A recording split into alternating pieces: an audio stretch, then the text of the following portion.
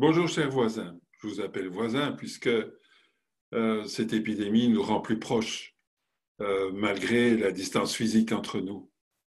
Je m'appelle Jean-Louis Lamboré. Ma première expérience, je suis médecin de formation et ma première expérience avec une épidémie, c'était l'arrivée du choléra à Kinshasa en 1979. Après, on en a vu quelques-unes, hein, mais disons qu'au sein de la Banque mondiale, j'ai cherché à mobiliser les pays face à l'épidémie du sida, qui est la pandémie du sida, qui a toujours lieu d'ailleurs. Et ensuite, j'ai participé à la cofondation, la co-création de d'ONU-SIDA. À ce titre, j'ai lancé alors le bureau régional pour l'Asie. Et ensuite, en 2005, avec 12 amis, nous avons créé Constellation, dont l'objet est de stimuler et de mettre en relation les réponses locales. Réponses locales, c'est ce que les gens font par eux-mêmes pour faire face aux défis auxquels ils sont confrontés. Et donc, je viens vous proposer de faire votre auto-évaluation. C'est de voir si chacun d'entre nous, nous faisons ce que nous pouvons dans le cadre de la réponse nationale pour réduire la transmission du virus Covid. Cela se fera non pas individuellement, mais en famille. Mais j'anticipe, allons-y, je vous fais une petite présentation de ce que nous proposons et du pourquoi de ce que nous proposons.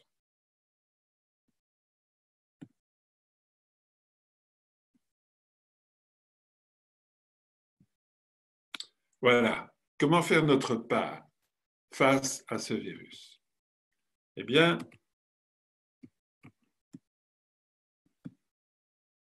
comment faire notre part? Rappelons les faits en quelques mots. D'abord, c'est clair, le Covid, c'est quelque chose de plus sérieux que la grippe saisonnière. Vous le voyez bien ici, les barres qui indiquent le taux de fétalité, c'est-à-dire le taux de mortalité chez les personnes atteintes, est plus élevé que dans la grippe. Le Covid étant à droite, la grippe saisonnière étant à gauche. Une faible, enfin une proportion quand même relativement sérieuse, 20% en gros, ou 19% en Chine, des cas de Covid-19 doivent être hospitalisés. Parmi ces 19%, 5% sont critiques et ce sont des cas où on a besoin, où le patient a besoin d'un respirateur en gros. Alors,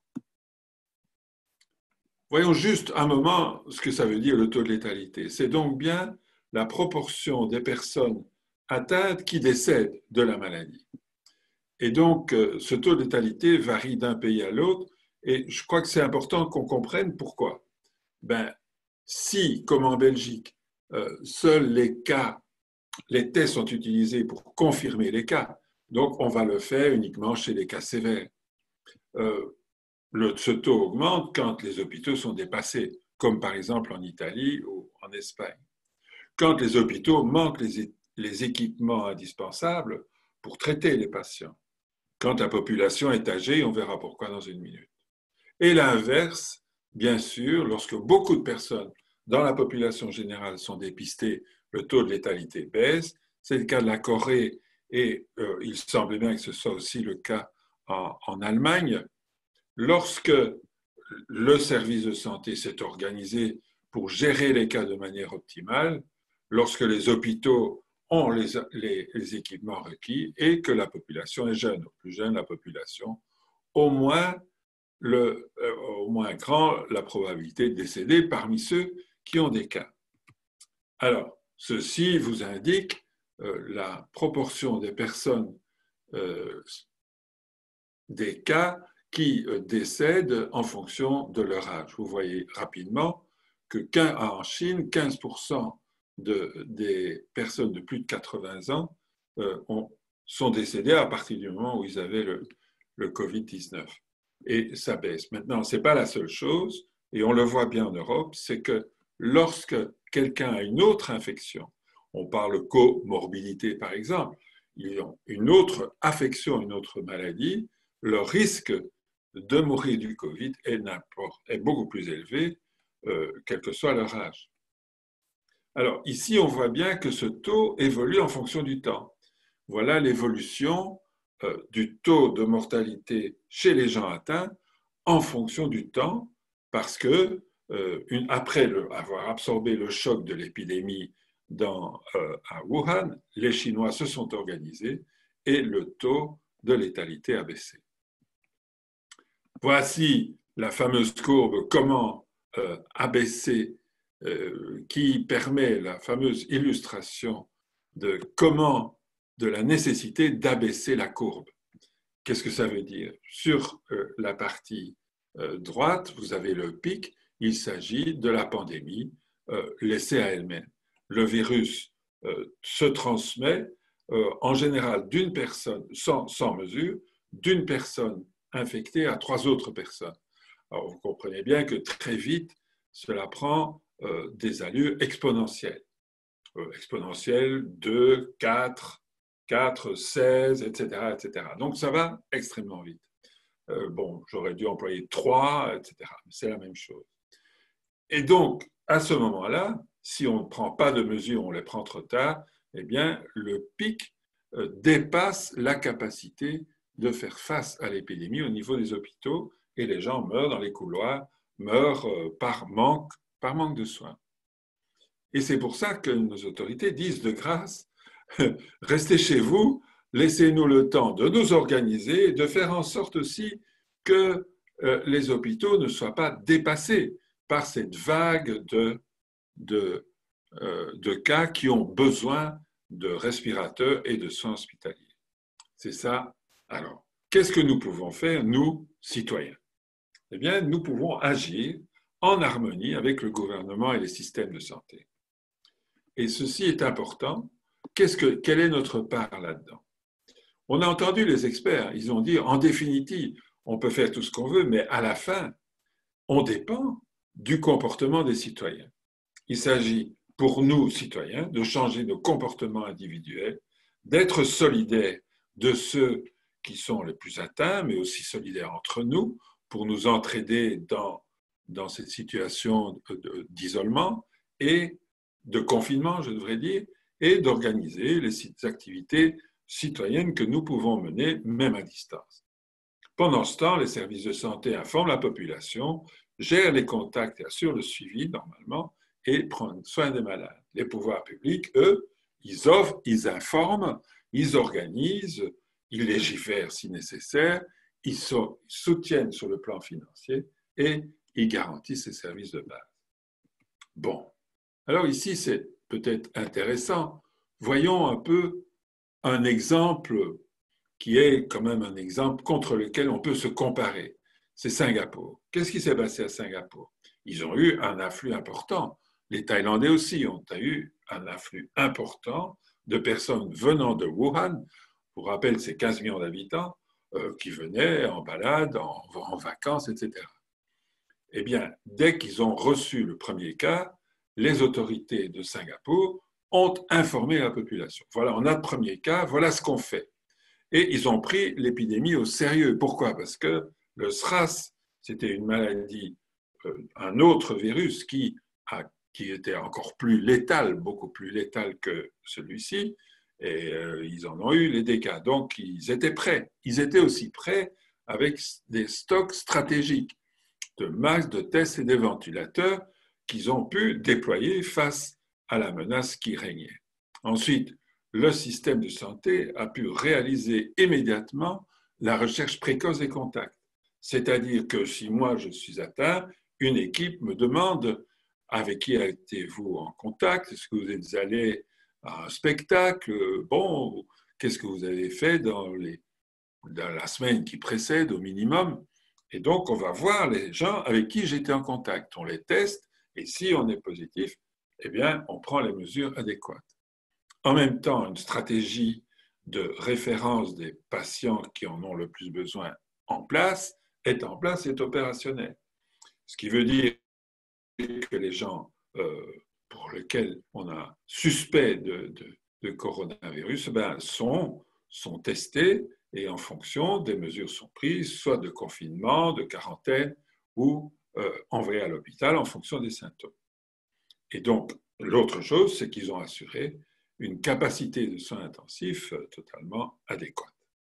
Pendant ce temps, les personnes sur place ont pris les mesures d'hygiène adéquates. Et, par exemple, j'étais en Thaïlande la semaine passée, je peux vous assurer que déjà, on fait le wai, c'est-à-dire il n'est pas question de se saluer en se tapant les mains et que sais-je encore, en se faisant des bisous, mais en plus, si vous observez les personnes thaïlandaises ou d'autres de cette partie du monde, vous verrez, ils ne sont pas en train de se tripoter la face comme moi je le fais tout le temps.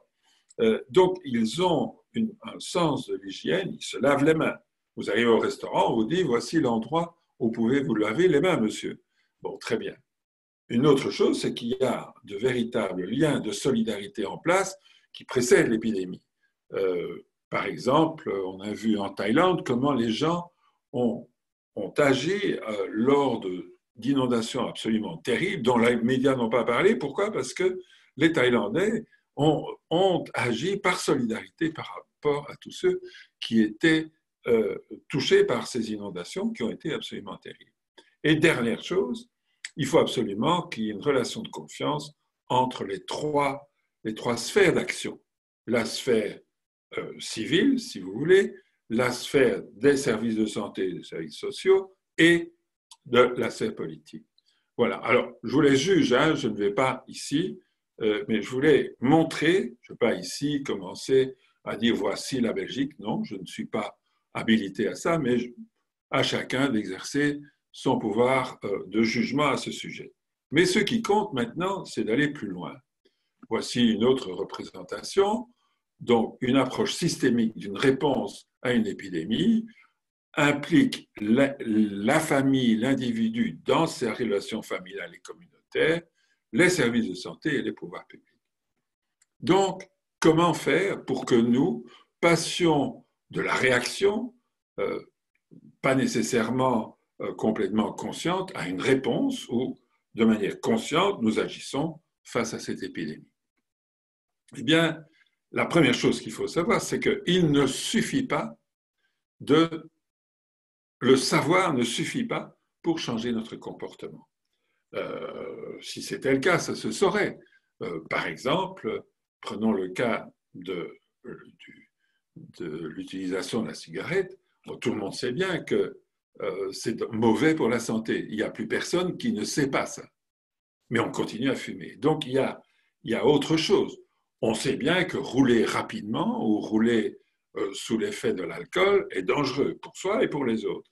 Et pourtant, on continue à prendre des gens en état d'ébriété. Donc, on voit bien que le savoir ne suffit pas à changer notre comportement.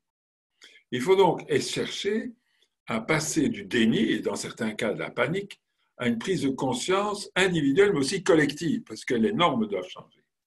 Une autre façon de le dire, il faut passer d'une réaction égoïste, oh moi je m'en fous, de toute façon je ne vais pas mourir de cette affaire, à une réponse qui prend en compte les autres. Et la Première ministre Wilmès a bien dit, en disant, écoutez les jeunes, non, ne sortez pas, ne faites pas de nouba incognito, etc. Pensez à votre grand-mère. Enfin, je paraphrase ce qu'elle a dit, mais pensez aux personnes âgées. Et on sait bien que la motivation altruiste est celle qui fonctionne dans les changements de comportement. Et donc, nous devons arriver à réfléchir et à adopter des normes et habitudes sociales qui vont nous permettre d'être plus résilients par rapport à Covid, pour l'instant, mais aussi lorsque nous sortirons de l'isolement et que l'isolement du confinement et que nous reprendrons nos activités. Donc, de ce point de vue-là, je fais partie d'une organisation qui s'appelle Constellation. Elle a été fondée en 2005 pour stimuler et encadrer la réponse locale au sida. Notre approche se propage en plus de 60 pays. Elle accompagne la communauté dans la réalisation de leurs rêves, mais en faisant face aux défis auxquels ils sont confrontés. Et ici, il s'agit de Covid-19. Nous disposons d'une expérience large et positive, je me permets de dire, SIDA, Ebola, H1N1. Et donc, ici, c'est le processus, c'est deux choses. D'une part, un changement de mentalité. Nous créons, au sein même de notre organisation, un changement de mentalité qui fait que nous regardons, nous apprécions les forces d'autrui. Plutôt que d'analyser les problèmes jusqu'à plus en sortir, nous partons des forces. Pourquoi? Parce que les forces sont les éléments, amènent l'énergie du changement. Nous allions à ça, à un processus d'apprentissage à partir de l'action. Je ne vais pas aller à toutes ces étapes, mais vous voyez qu'au niveau 4 de ces étapes, il y a une auto-évaluation. Et c'est là-dessus que nous allons aller plus loin. Donc, SALT, stimuler, c'est l'appréciation.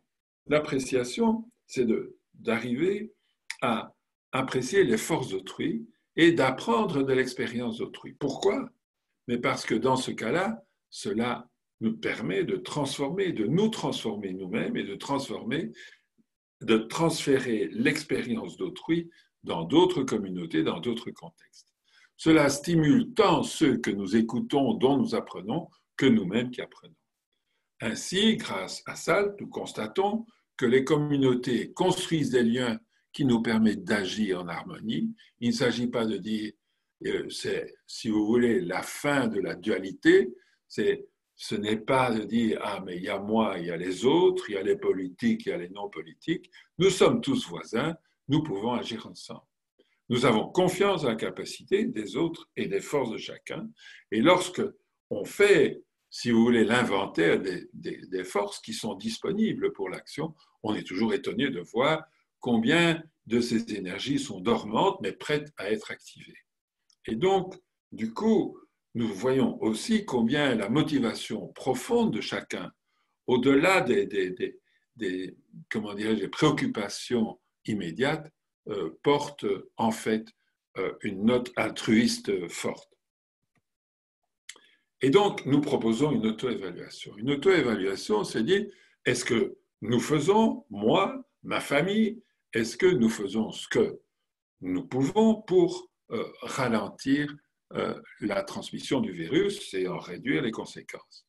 Et donc, une auto-évaluation encourage la prise en charge du problème, stimule les changements de comportement, permet de passer de l'énergie de la peur à une énergie du don, et pour que, alors ici encore une erreur de traduction, je vais la corriger, pour que les autorités politiques, y compris la police, mais pas qu'elle, les prestataires de soins de santé et la population, apportent une réponse unique et bien coordonnée. Et donc, voilà la matrice, si vous voulez, qui part de la connaissance au changement de comportement. Il y a donc, nous prévoyons 5 niveaux, nous proposons 5 niveaux. D'abord, prenons par exemple se laver les mains avant le repas. Ben, je sais que je dois me laver les mains. Bon, je ne suis pas sûr. Bon, est-ce que je sais comment je me lave les mains? Ben, il y a quand même des recommandations. Est-ce que je les connais ou pas? 3, oui, je les connais et je me lave les mains de temps en temps. 4, oui, nous agissons ou j'agis systématiquement, c'est-à-dire je le fais tout le temps, mais de temps en temps, ma femme doit me le rappeler. Et 5, c'est, mon Dieu, quand je ne me lave pas les mains avant de passer à table ou de manger un truc, je ne me sens pas bien. Je sens qu'il y a quelque chose, il y a un signal d'alarme, il dit ça ne va pas. Donc ça, c'est, si vous voulez, le chemin qui part d'une conscience générale que c'est important vers un comportement positif naturel. Permettez-moi de dire qu'il n'est pas si évident que les différentes injonctions, disons, et conseils des autorités sanitaires et publiques sont réellement mises en œuvre. Dans une famille, un repas de famille auquel je participais, j'ai posé la question, qui s'est lavé les mains avant le repas? Eh bien, j'étais seul, nous étions 12. une personne autour de la table a dit oui, mais nous disons aux enfants quand même de se laver les mains. Bon, les enfants, très bien, mais nous, franchement, est-ce que c'est dans nos mœurs? Vous pouvez vous poser la question, et même avec le Covid, est-ce que tout à coup, tout le monde s'est mis à se laver les mains? Je me pose la question.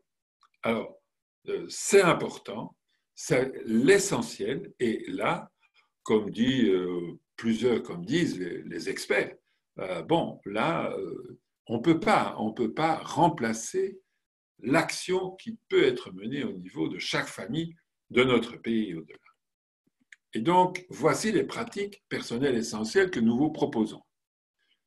Un, c'est que j'agis par peur. Je n'agis pas par peur, mais par solidarité. C'est-à-dire que ma motivation, c'est non seulement je prends soin de moi, bien sûr, mais je prends soin aussi des autres. Je me lave les mains avant chaque repas. Je ne touche mon visage que pour me laver. Là, j'ai beaucoup de travail personnellement. Je nettoie régulièrement mes espaces de travail. Pour saluer, j'évite tout contact. Je maintiens une distance d'1,50 m avec les autres. Je tousse et éternue dans le pli de mon coude. Je prends soin de chacun, qu'il soit en bonne santé, suspect ou malade. J'évite les rencontres entre générations, pas facile. Et je saisis l'opportunité de faire le point sur la qualité de ma vie. Et en fait, ce que nous proposons, c'est simplement d'avoir une conversation où chacun se situe sur une échelle de 1 à 5 pour ensuite avoir une conversation avec les membres de la famille ou les membres du groupe. Ça peut se faire par, par réunion à distance, Zoom, Skype ou ce que vous voulez, de telle manière que si vous voulez, on s'entraide. Dans le contexte de la famille, eh bien, le conjoint peut rappeler les différentes pratiques où on a des progrès à faire. Je vais illustrer. J'agis par peur, non par peur, mais par solidarité. Pour ce qui me concerne, je dirais, je crois que je suis pas mal, mais encore, ça m'arrive d'avoir une certaine peur. Et donc, oui, et c'est normal. Mais ce qui compte, c'est d'en être conscient et d'éviter d'agir par peur. Je me lave les mains avant chaque repas, oui. Après chaque déplacement, pas sûr. Après la toilette, oui. Voilà. Alors, donc là, ça va, je suis à peu près au niveau 5. Je ne touche mon visage que pour le laver. Alors là, je sais que c'est important, mais je ne vois même pas comment je peux arrêter cette pratique. Donc, je suis au niveau 1. Je nettoie régulièrement mes espaces de travail. Je suis au niveau 3, c'est sporadique. Pour saluer, j'évite tout contact. Ah oui, ça, je sais faire. J'ai appris en Thaïlande le Wai et je suis bien disposé, si socialement on est prêt à le faire, à l'adopter comme une façon de nous saluer à l'avenir. Je maintiens une distance d'1,50 m avec les autres, oui, ça je l'ai fait et franchement, j'ai été en avion récemment, j'étais choqué de voir que les personnes se touchaient à peu près au check-in et des choses comme ça. Je tousse et éternue dans le pli de mon coude, entre 3 et 4. Je me rends compte, je dois le faire, mais je me prends encore à ne pas le faire. Je prends soin de chacun, qu'ils soient en bonne santé, suspect ou malade, oui. Je pense, en tout cas, j'essaye de donner les coups de fil, j'essaye de faire ce que je peux pour toutes les personnes qui sont dans cette situation. J'évite les rencontres en génération, oui, et ce n'est pas facile, parce que, bon, nous avons des petits-enfants, ils nous manquent. Bon, on a le Skype, mais voilà. Je saisis l'opportunité de faire le point sur la qualité de ma vie. Ça, c'est le point de départ, si vous voulez, de qu'est-ce qu'on va faire en sortant d'ici, en sortant de cette situation. J'ai commencé, mais je ne suis pas encore au bout, donc là, je me mettrai un 3. Alors, qu'est-ce que je peux faire? Eh bien oui, avec mon épouse, je pense que je vais me concentrer pour l'instant sur cette fameuse pratique d'éviter de se toucher le visage et de porter le virus au niveau des yeux, de la bouche et du nez. Ça, c'est l'endroit où je dois faire le plus de progrès. Je referai mon auto-évaluation dans une semaine. On verra bien où j'en suis à ce moment-là. Alors, si tout ça, voilà, j'ai donné une illustration. Il y en a d'autres. Un collègue, un crédoiseau, un ami a dit, tiens, mais moi, en faisant ça, je n'avais pas pensé à nettoyer mon portable, je lui ai donné un bain et je vais lui faire tous les jours, etc. Nous pouvons voir que toutes sortes d'actions peuvent être prises, engagées au niveau local, c'est-à-dire par chacun d'entre nous. Cette auto-évaluation, on peut la refaire. Et donc, voilà.